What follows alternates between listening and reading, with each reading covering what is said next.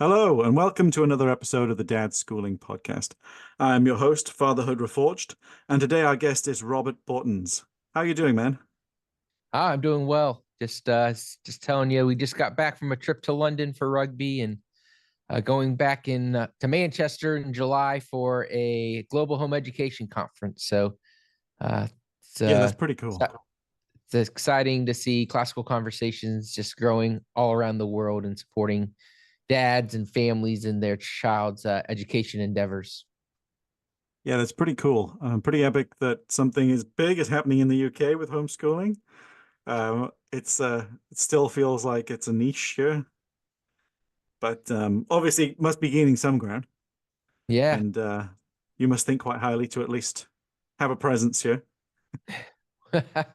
Well, you never know how elections are going to go in the U.S., so I have to figure out where I'm heading Yeah. to. Plant some seeds either side of the Atlantic. Yep. Yep. So you are the CEO of Classical Conversations. Do you want to just give a brief bit of background on what that is, just for the people who are new to homeschooling or not even homeschooling and are still watching? Yeah, so classical conversations started in my family's basement in 1997 when I was in high school, ninth grade, and my mom wanted to help people homeschool through high school. It was, at least in the Hmm. United States, relatively new. I mean, there was probably less than 100,000 homeschoolers at that point. Now we've got somewhere between 4 and 5 million. And a lot of people didn't know how they were going to get into college, or there wasn't a lot of resources around like there are today, how to teach the harder subjects. And so Sure. we said, if you will continue to homeschool, then I will help you out. We'll get together in groups once a week and discuss some of these different subjects. And so that's kind of how it got started. And I went to university, got an industrial engineering degree, uh, did that for about 7 or 8 years. I really enjoyed my homeschooling experience during that time. Classical conversations continued to grow, and I felt like I had a good testimony. Hey, I homeschooled. I was getting engaged. I had was climbing the corporate ladder. Had purchased a house. I could say homeschooling worked for me.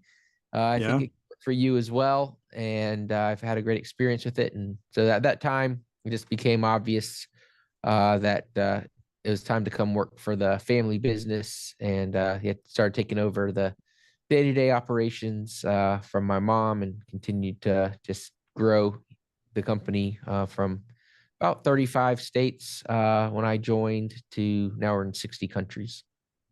Yeah, that's quite a phenomenal expansion. Yeah, God's been good to us. Yeah, testament to how powerful the homeschooling message is becoming. Yeah, and I think with classical conversations, our focus is on the classical method, and Hmm. really how we define that is the tools of learning. And so when you learn anything, there's a process that you take. Most people don't know that that's true, that there's one standard process. And if you use it, you can learn things much faster and much more thoroughly. And so we teach that to the families, we teach that to the students, and really use all of the different subjects to practice those tools.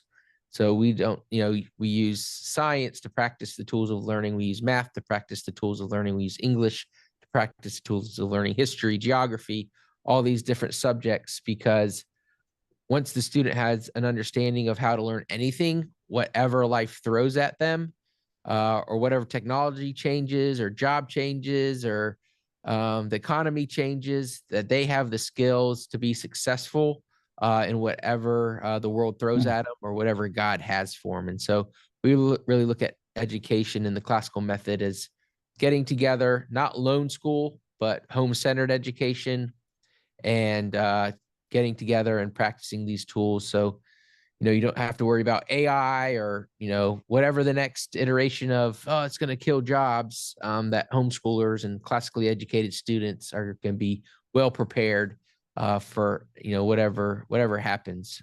And it's, at least here in the United States, and I don't know how it is overseas, something like 17% of college graduates are doing something other than their major within Yeah. 3 years of graduating college. And so you can imagine that even 18-year-olds aren't very good at selecting what they want to do the rest of their Yeah. lives. So it's better to Yeah. Yeah. have these skills than know all about biology and then find out that you really don't like being a biologist and you're just wandering around somewhere. So yeah, that's a little bit about classical conversations. And I think we have about 135,000 students around the world. And we have probably about 3,500 different local communities. So again, you're not doing it alone. We say homeschool with a friend, and that isn't for the children to have friends. That's for the adults to have friends. The children have Yeah. friends too, obviously, but that's kind of our big focus is teaching you those skills and then doing it in a community. Yeah. Two big points there that I think that are key for new people and those on the fence to understand is, firstly, I think you made a great point about sort of teaching the core instruments to learning and focusing on that to learn and absorb knowledge rather than just being, just sitting in the classroom and being told and hoping you remember it. Yeah. Because that's the difference between learning and remembering.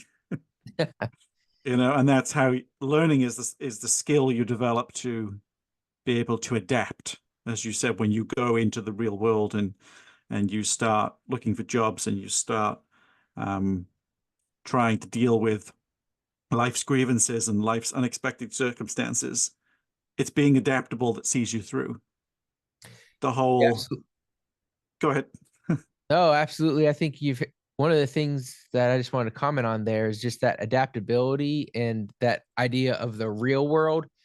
And my wife taught in public schools here in the US for nearly 10 years before we got married. And she saw anywhere between 200 and 300 students per day. And if you think about like yourself and your friends, like how many of your friends are your exact same age? How many of your Yeah. coworkers are your exact same age? Uh, you know, the public school system or the traditional school system, as some people like to call it, is not real world at all. Homeschooling is significantly much more real world because Yeah. you're self-directed learning a lot of times.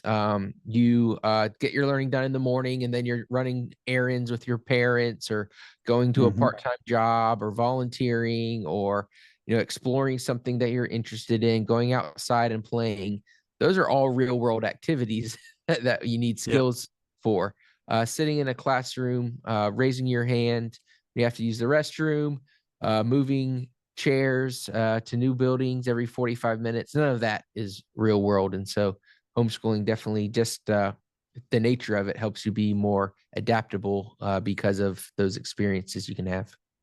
Yeah, absolutely. And the second point there was community.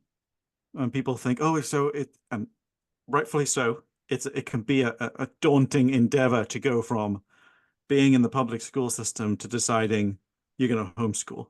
But community is such a vital component of homeschooling.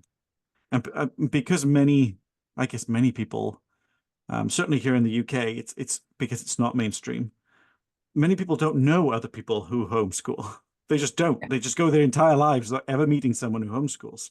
And so it's very easy to think this entire ecosystem doesn't exist or exists in very isolated pockets, but that's simply not true. Certainly with the advent of the internet, I'm connected to more homeschooling families more homeschooling dads than I ever have been.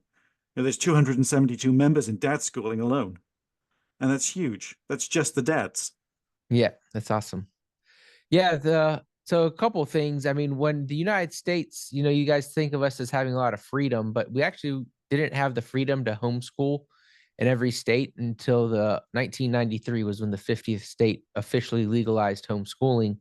So a lot of times, like when I was growing up, we had to hide because our parents could get arrested or fined, or they could report us to Child Protective Services and have us investigated for homeschooling because it wasn't legal everywhere. So some of this like socialization questions were happening. It was like, yeah, because what we were doing was illegal. We Yeah. couldn't socialize. Hey, don't go outside of the house until 3 p.m. because we don't want some neighbors seeing that there's kids running around. But now I think, where you guys are today versus where we were 20 years ago, everyone now knows a homeschooler or works with a Mm, homeschooler in the United States. And I saw a statistic that estimated that 1 in 8 of Gen Z will have homeschooled for at least 1 year here in the United States. So it has become mainstream, where people went yeah. from thinking you were strange, but you were probably smart, to knowing someone maybe at their college that was homeschooled, to working with a homeschooler, to interacting with homeschoolers Yeah. all the time. So I think we'll see the same path in other countries, as well as just the options continue to increase, the availability of knowledge continues to increase, the quality of public school education continues to decrease at an alarming rate. More and more people are saying, Yep. I don't know what I'm going to do, but I'm going to take the jump, because what the status quo offers our children is not something that I want to give them. Yeah. Absolutely. Absolutely. And I think you're right. I think the rest of the world will follow in terms of sort of the homeschooling normalization. And I think one of the big things that we're all aiming for, and perhaps certainly happen in the States now, is that homeschooling is becoming a legitimate educational choice. Parents are actually thinking, right, my child is of kindergarten age or coming up to kindergarten age. What are we going to do? What Yeah. option are we taking? Whereas usually it's, when are they going to school? Because Yeah. because that's what happens. That's the path everyone takes. So that's the path where our child's going to take. Whereas now people are beginning to legitimately consider homeschooling as just another educational choice. Yeah. I think you hit it on the nail on the head. Is, even 10, 15 years ago in the US, was, are we going to send them in a public school, or are we going to, try to figure out how to pay for a private school? And then now parents are having that discussion. Are we going to do public school, private school, or should we homeschool? And so more and more families are just, that's a normal conversations for a dad and a mom to have now, even Hmm.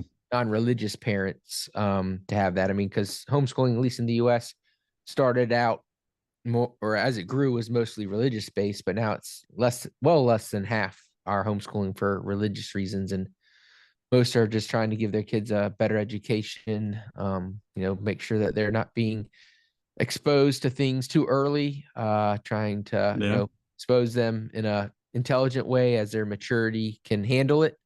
And, Hmm. in the US, at least, only about 30% of our students in public school can read at grade level.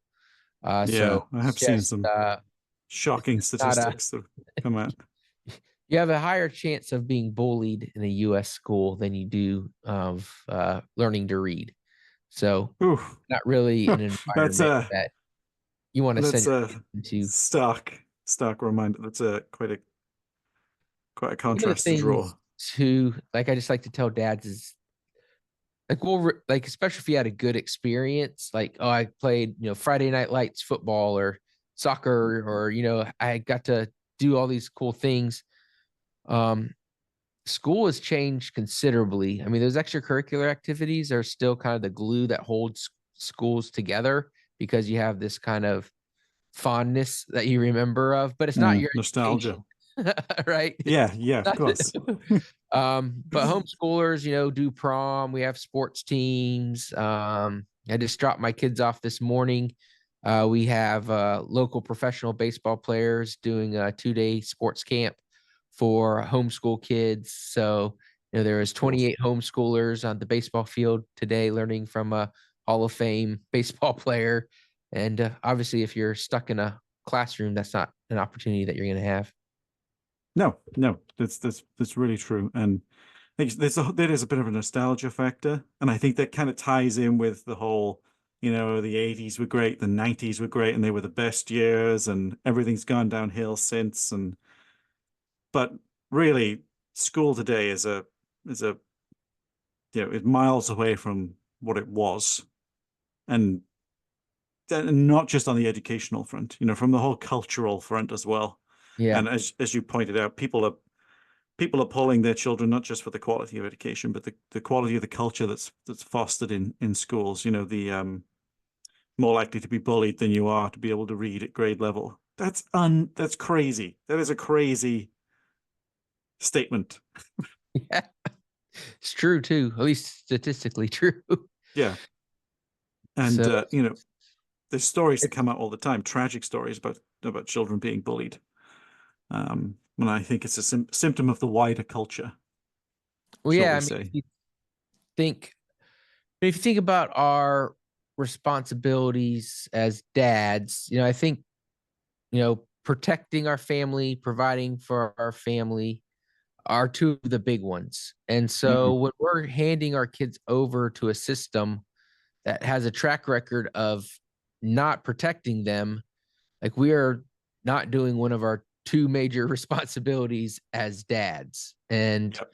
of course, most dads are out there trying to provide, working one job, working overtime, trying to, save money, do these things, all these sacrifices. But if we're putting all that work and effort into the providing aspect, we're not protecting them. We're putting them into a system that's abusing them, that's not giving them a positive educational experience, that we're not doing our full job. And so dads, Yeah. we've really got to step up and say, how can we make sure that our kids are being set up for the future successfully? And I think homeschooling is a proven way of doing that. But homeschooling is definitely a lifestyle. I Yes. think it's a lifestyle that a lot of people are afraid of, or they don't understand it. Obviously, inflation is, through the roof across the world, and we're all trying to figure out Hmm. how to pay our bills and all of that stuff. But the homeschooling lifestyle gets you really out of this consumerism mindset. And, we all work jobs that we hate to buy things that we don't want to be miserable. And everyone's on this corporate, rat race or on the hamster wheel. And homeschooling really says, I don't want that life. I want a different life. I'm going to make sacrifices that the world thinks is crazy, but homeschoolers are happy, they're healthy, they're thriving.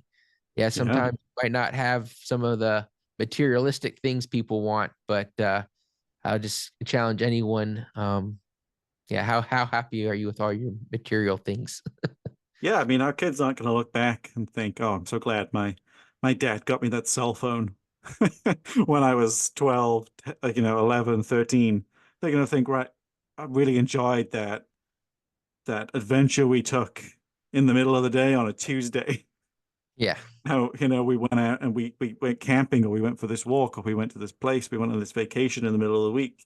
They're going to really remember those things, or they're going to look back and think of all the, all the time they spent with their family. I said something the other day, and it was when you're on your deathbed, um, you're not going to look back and think, "Oh, I'm glad I got all those things. I'm glad I had all these things." You're going to wish you could go back and spend more time with people. yeah, And that's what, that's what a huge aspect of homeschooling for many of us is reclaiming that time back, is absolutely. retaking that time from whoever we're usually outsourcing it to. And my wife made a great point the other day when we were talking about some of the recent events in the news, and it was, if if you were taking your child or sending your child to a restaurant, if you were going to a restaurant and there was another child that always went there, and they bullied your child while you were at the restaurant, and you knew if you went back they were going to be there, and every time you go back they're always going to be there and you're going to bully your child, you just go eat somewhere else. Yeah. you know you wouldn't keep going back and taking your child back into that situation. You'd eat somewhere else, or you'd cook at home. Yeah. Right. And it's the same for many of the principles. If you knew your child was going to be exposed to something you felt inappropriate at school, or at a restaurant, or you went to the restaurant and your child was exposed to something inappropriate, would you then ever go back to that restaurant? No, of course you wouldn't. No, you'd be all upset, give them a 1-star review. I mean, in the US, we have ratings for movies, and you can't go watch a movie that's PG-13 by yourself if you're less than 13, but Mm, they're showing R-rated content in schools to kids for no reason. They're not mature enough to handle it. They don't know what it means. It doesn't further their chances of flourishing. later on in life. And so it's, I mean, it's harsh to say, but at some point, you have to look at the statistics and say, is it child abuse if I send my kids to these schools? And Yeah. everyone says, oh, well, this is a problem, but it's not a problem here. We have good schools. Like, Yeah. no, you don't. It's like you are lying to yourself. Yes, That's that woman that teaches at that school is not intentionally doing bad things to your kids. Um, but the system itself is corrupt. So they put, yeah, yeah, yes, there are good people in it, and we want good people to be in those schools, but there's a reason so many teachers are homeschoolers now. And oh, it's not because they feel equipped to teach their own kids, because the teachers that I talked to said, I didn't know how to teach anything. Like all I knew was how to manage classrooms with 25 to 30 students. Like mhm, I had to relearn, teaching once I started homeschooling my kids, because I realized what I learned in university does not actually work to pass on knowledge to the next generation. yeah, And so, yeah, you just got to understand that they're homeschooling because they won't send their kids to those systems, yeah, not yeah. because they think that they've got It's this fancy degree that's going to let them teach. it's crazy how many people I speak to that are ex-educators that have said that I'm keeping my children out of there because I know, I've been in the belly of the beast and I know how bad it is. Yeah, And I, we I have cannot bring myself to send my children to the same system. so two stories. One, uh, a friend of ours sent their kids to public school, good school, good family, Mm, engaged, doing all the right things. And his daughter turned 16, got a job at Chick-fil-A. Yeah. And she came home crying after the first day. And she said, you know how we make fun of those people that can't make change? I'm one of those people. And she had gotten straight A's in math. So the system was telling this dad that she was a good math student. And her first opportunity to do some basic math in real life, like her and her dad realized that she had been lied to in the mm, system for 10 years, that she, in fact, was not being taught, but she was a good student, showed up on time, did her homework, didn't bother the teacher. And so they were happy to give her an A and move her on to the next class. And then we have another family that we know, the dad and the mom both worked in the school. So their daughter was at this high school. Both of them worked at that high school. So they thought, yeah, we love to homeschool, but we have our careers and retirement, and we're just gonna, and our daughter's at the school that we're at, right? So we can take care of any issues that we see, right? We mm. can, we know the faculty, we know the principal, we're on site with her on a daily basis. That girl started cutting herself. And so her parents, started looking and asking why and trying to figure out, well, the janitor at the school was actually raping her in the Ooh, closet on a daily basis. So just because you're at the same location as your kid doesn't mean you can protect them, because the system is flawed, it is destructive, it is evil.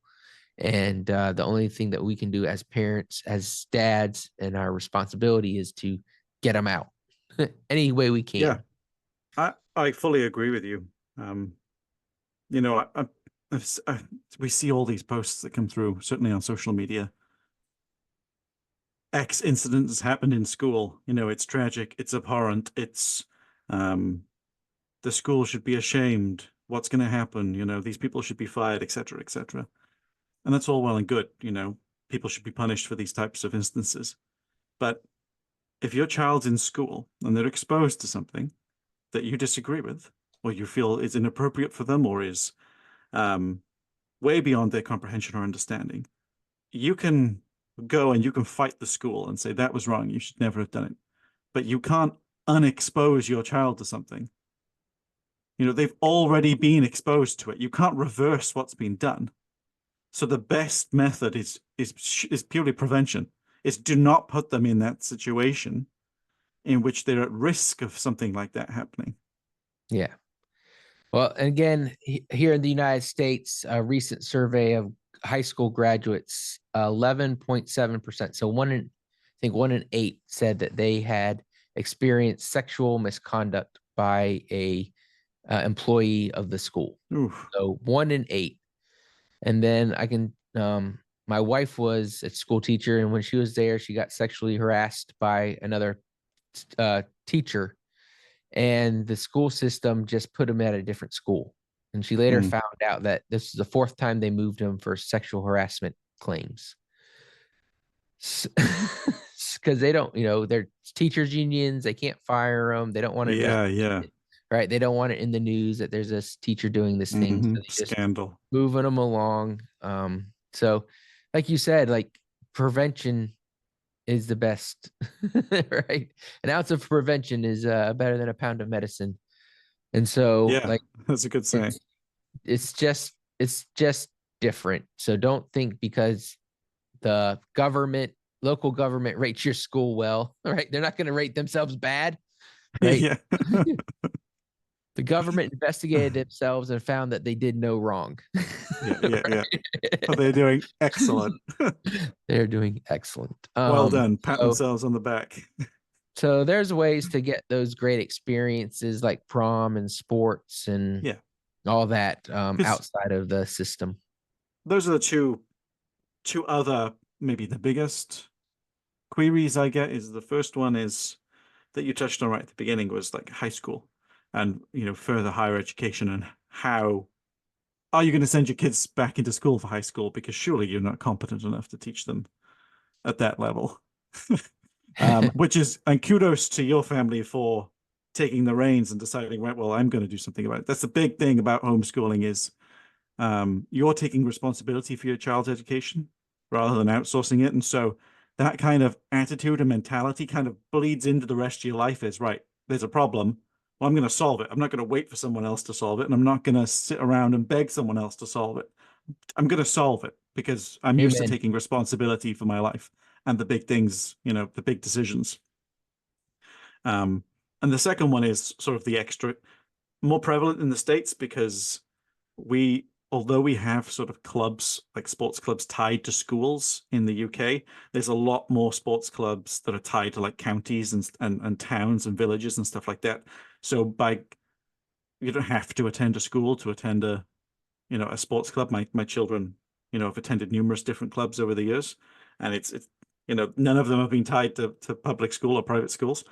So it's great that you touched on those two key points, and to do with the sort of high school thing, and it'd be great to hear your perspective and sort of leading into the start of classical conversations and how you feel about it now. But for me, I always tell people that the more you go through the homeschooling journey, the older your children get, it's almost the less you become their teacher and the more you become their guide, and the less they become student and more self-directed learner. So by the time they're high school age, my wife and I don't plan on teaching them all that much, as opposed to guiding them to resources and facilities and places in which they can learn themselves. Yeah, absolutely.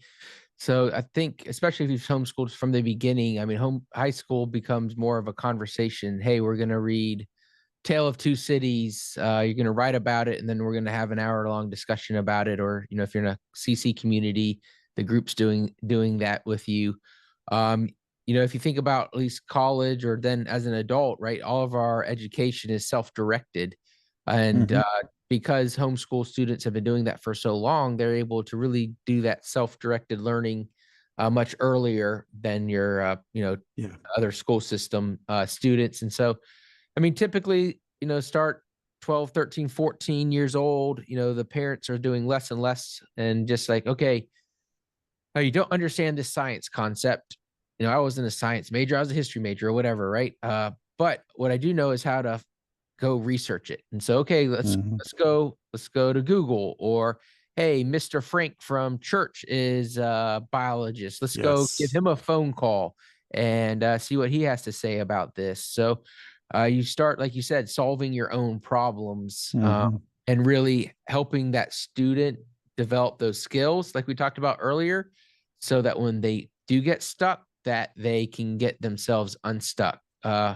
Resiliency in the United States among young people is like at historic lows. Like there's like I could see that. Sports, like college sports teams, like I went to Clemson University, like Alabama, like these big name colleges for their athletic programs now are bringing in resiliency coaches because their student athletes no longer have those skills that every student athlete had just 15 or 20 years ago.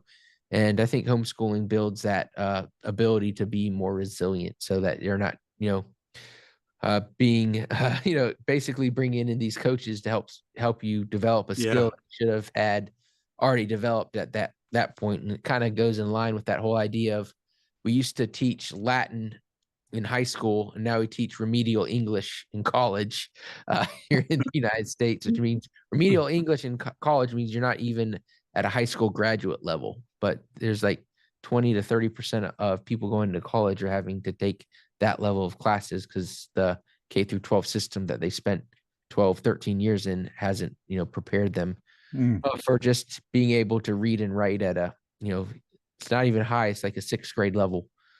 So that's kind of, an issue that we see here that homeschooling and being an intentional parent can do. And one of the things that you said earlier, you're talking about taking on that responsibility versus outsourcing it. And, that mindset is inaccurate in families, and the fact that you cannot actually outsource that responsibility. Mm. Ultimately, when your kid turns 18 or 16 or 20, whatever your local country system dictates, the system doesn't care about them anymore. They're your Yeah. problem. True. So ultimately, everyone homeschools, and it might just be, I'm an incompetent parent. I'm going to give you over to this system for 8 hours a day. That's the message you could be delivering to your kids on a daily basis. Or you can be, involved, maybe you both have to work for whatever reason. But then when you get home at night, are you being intentional? Like, are you Yeah. reading books together, discussing history, discussing the news? Are you spending 30 minutes to an hour a day homeschooling after hours? Yeah. Yeah. Because if you're not intentional with the education that you're giving your kids, they will not get one. I mean, everybody says the parents have to be involved, but Yeah. public school system, at least here in the United States, basically tells parents not to be involved by how they design things. Like I always tell parents, if you think you go to a good school, tell them that you want to sit on your kid's class for a day and that you're going to take a day off work. If they say that you can't do that, I'd pull them out. Yeah. Yeah. So many points there that I want to touch on. I'm going to reel them off so I don't forget them. Um, that last one, most recent one, fundamentally believe that the public school system is set up to undermine parental rights and undermine the family unit. So yes, you can think it's a great school and they could have a great teacher, but the system is designed there to drive a wedge between you and your children. The second point is, yes, your child's success in public school is entirely determined by the amount of effort you put in as a parent. And when you think about that you realize how much of a con public school is, because it doesn't matter if they go there or not. Their success there is still determined by the work you put in as a parent at home, not by not by the work they put in at school, but the work you put in at home to help them through that. So just do it yourself and forgo the system entirely. Save time. Yes, be efficient. And the other one is, I think you inadvertently made an excellent point around education and it bleeds into the point of homeschooling being a lifestyle, not an education, and not just an educational choice, it's a whole lifestyle. And that is by homeschooling, you teach these fundamentals of character, resiliency, accountability, responsibility, adaptability. They're not things that are, I mean, they're things that are taught, but they're not taught in the classical sense. They're not, you sit down and you learn facts about resiliency. They're taught by living it, by living accountability, by living responsibility. And I always make this point because people think, oh, well, education is just facts. How can but it's not. And education is the passing down of knowledge. It is, but it's also the passing down of values and virtues. And you cannot separate the one from the other. You cannot separate any of them. They are intrinsically linked. And so when your children are going to public school, think about the values and virtues that are being passed down, because you cannot separate them. And so when you're homeschooling and you're passing down, you're teaching your children, you are passing down those values and virtues of accountability, responsibility, resiliency. But the system does not pass those values down. And people will think, oh, well, my child, they got to go to school because they'll be bullied and they'll learn how to deal with people who are unkind to them when they're older. That's a whole How many of us that's a have whole been other bullied as podcast episode. adults? Yeah, none of us are bullied or sexually harassed on a regular basis when we're adults, but they are in a school system. Even my wife as an adult was in the school system, not outside the system. Mm. And so I think, I think you nailed it on the head. Like, the system is trying to drive a wedge between you and your kids, but the only way that you're going to be successful in that system is if you overcome that wedge and you spend probably about the same amount of time educating them at night and on the weekends as you would have done homeschooling. And so you're spending time trying to undo the perverted ideas that the school system is trying to pass out on these kids to try to move society in their image instead of the image of the family. And so you're having to combat that. And then you're also having to try to actually teach them to read, teach them to do math, teach them science, history, all these things, but without those resources or intentionality. So, yeah, absolutely. And one of the things I wanted to share, he asked me a little bit about high school, is I had homeschooling is very freeing because, I think typically 3 to 4 hours a day, kind of in hard academic work. And then, if you're reading or, have some extra projects going on, maybe another hour doing that each day, but it really gives you a lot of freedom. So I come from a family of engineers. I helped build, our first computer as a family when I was like 13 years old, and those computers were just coming out. And I thought I wanted to be a computer engineer. So there was a company that had a computer engineering firm, about 12 people. And I was able to intern for them as a high school student for 2 years. And so during the summer, I worked 40 hours a week for them. And then in this, fall and spring, I still came in 1 day a week and worked for them because I had that flexibility to do extra school on the other 4 days or do some on Saturday and work still 1 day a week during the school year. So I had almost 2 years of engineering experience in my belt, working on projects for Fortune 500 companies, smaller companies, just learning the ins and out. I learned that I did not want to be a computer engineer, which was very helpful, as opposed to spending, 2 or 4 years in university and realizing I want to change majors and I don't like it. I did continue to pursue engineering. I got an industrial engineering degree, which was much more suitable for my taste. But imagine that gift of homeschooling, where I said earlier, something like 17% of college graduates are still in their field just 3 years after graduating. So 83% are doing something different. Well, imagine if those 100% of those students had an opportunity in high school to figure that out and not to go spend 4 years at university doing something that they weren't going to spend the rest of their lives pursuing. So, well, there you go. You, by being homeschooled, had the opportunity to experience the real world far sooner and in a far more constructive manner than those who pursue the traditional route of education.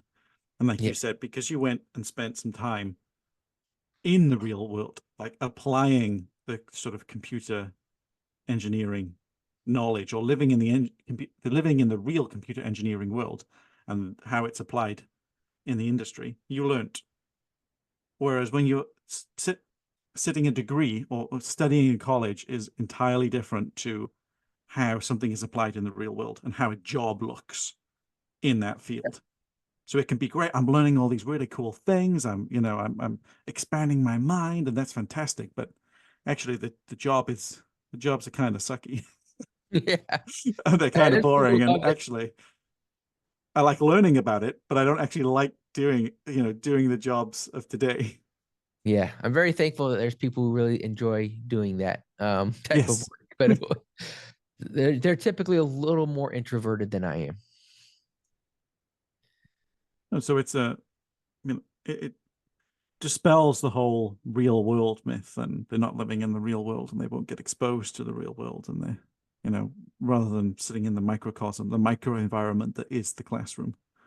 And it helped me out in college and then in graduation when I was applying and working for internships and my first real job, because I had a resume that had something on it that was more than my Still, GPA and some practices. Like, oh, this kid has been working since he is 16 years old. He's 20, he's been working for 6 years doing different engineering projects, working for different engineering firms, working for these, doing projects for these companies that are Fortune, 50 or Fortune 500 companies, these Mhm. small companies. It was a real robust resume versus my peers, and nothing that there's nothing wrong with working at Chick-fil-A or, bagging groceries. Those are all things that can teach you very good work ethics and Yeah, things that we need done as a society. So I'm not saying that looks down on those things, but there's a difference when you're going into a job with 6 years of actual experience in that field to one that says, yes, this person came to work on time, did their yeah, jobs yeah, well yeah, enough not to get fired, but there's not anything applicable to what they're doing today on that resume. yeah. It's huge, and taking flexibility and taking advantage of opportunity Well, plus I made is a money. big plus. Yeah, yeah. I mean,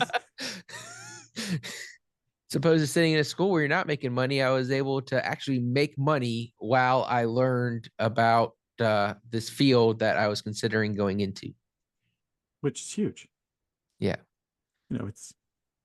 And making money is a receiving that money is a lesson in and of itself. It's a big learning curve for people, and yeah. to do that with, to have that experience so young, I imagine you were far better equipped to sort of deal with that than, say, people coming straight out of college and having all this money and being perhaps not as financially responsible. Yeah, I mean, we saved a lot of money for college and understood Hmm. budgeting and tithing and giving to charity and all of those things that, part of the reason that we work is to help others out from a private manner, one-on-one type thing. So, yeah, I think it just gave me a lot more skills and I wasn't afraid of it. Like when I was 16 years old, I was doing my own taxes, for the first Yeah, time. So it's not like, you're 23 or 24 and trying to enter things into TurboTax or trying to do all those things like yeah. I in mean, those real life math skills and understanding how everything works. Probably why I'm a conservative. I'm 16 years old and the government took how much money from me? yeah, that's a harsh lesson to learn. Yeah.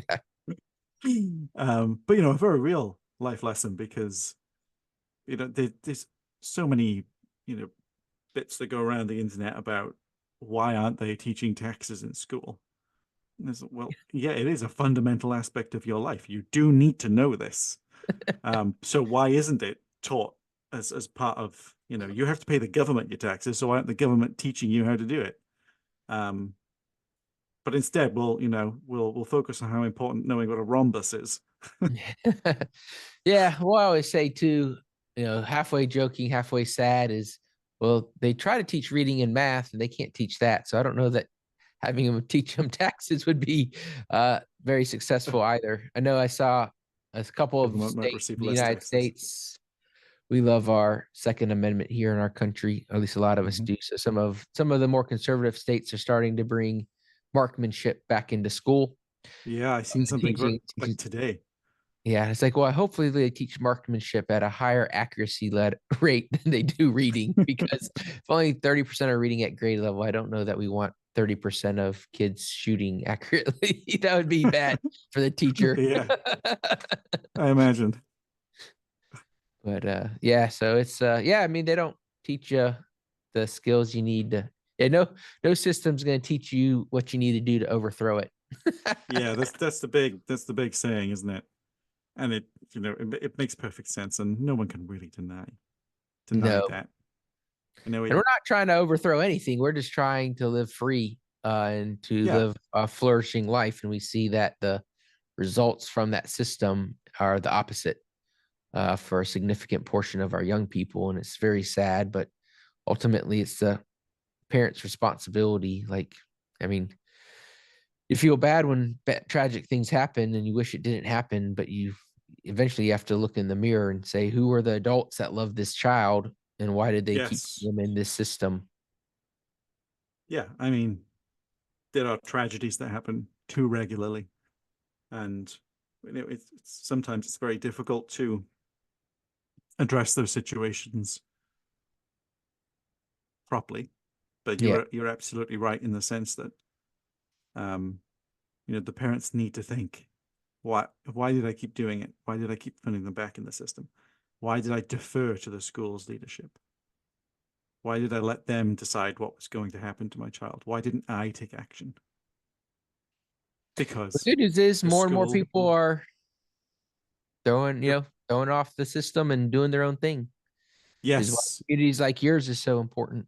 yeah, more and more each year. The homeschooling population is growing exponentially, and you and Classical Conversations are doing an excellent job in helping serve those communities.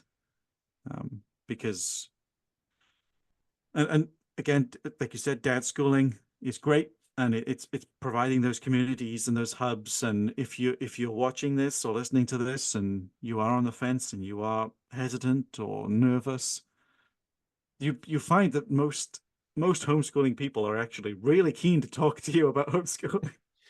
I will answer any question you have. Not as bad as Um, CrossFitters and vegans, yeah, though. yeah, we're third on the list, but for good reasons.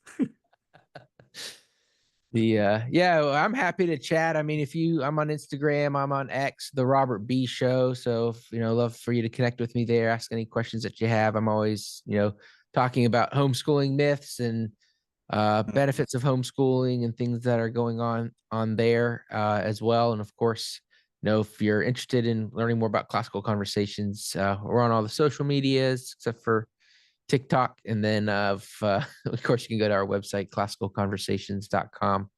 And we'd love to connect you with a local homeschooler that would be happy to answer your questions. So we are all about equipping parents, dads, moms on those tools of learning, helping them homeschool and helping them really just achieve academic excellence. But more importantly, um, developing young men and women who they enjoy being around, who share their Mhm. values and are, a benefit to society. Yeah, yeah. And it's a beautiful point to end it on, Robert. Um, Homeschooling, we talk about homeschooling and I'm going to homeschool my kids. I'm going to homeschool my kids. But actually, homeschooling really is a family journey. And you bond, you grow, you learn together. Thank you so much for coming on. And if anyone is on the fence, is on the edge, or is a homeschooling dad, come and join the dad schooling community. There's over 270 members. We're happy to answer any questions ourselves, connect with other guys. Many of the homeschooling spaces are female dominated, and that's just the way the dynamics and the population has fallen. But this is dad's only space for us to share stories, advice, resources, and laughs, all to do with homeschooling and everything else, really. Thank you all for listening.